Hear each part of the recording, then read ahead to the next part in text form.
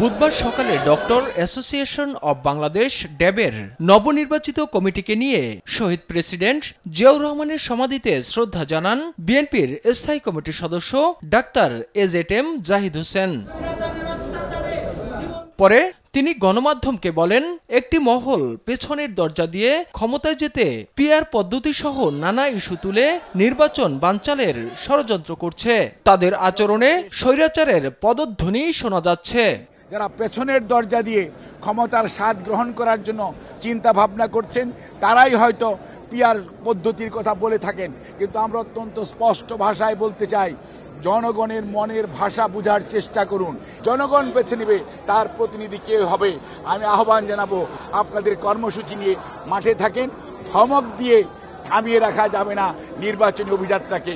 এদিকে গুলশান কার্যালয়ে বিএনপির চেয়ারপারসন বেগম খালেদা জিয়ার ৮১তম জন্মদিন উদযাপন উপলক্ষে সংবাদ সম্মেলন করেন দলের সিনিয়র যুগ্ম মহাসচিব রুহুল কবির রিজভী।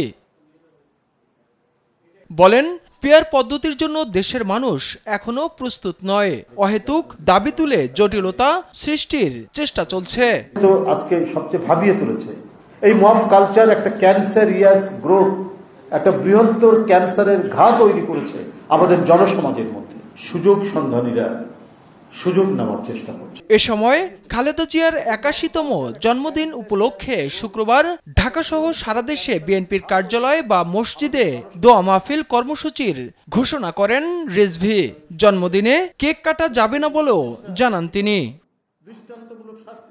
তাইফুর রহমান তুহিন, দেশ টিভি, ঢাকা। যে অধিকারটা শেখ হাসিনা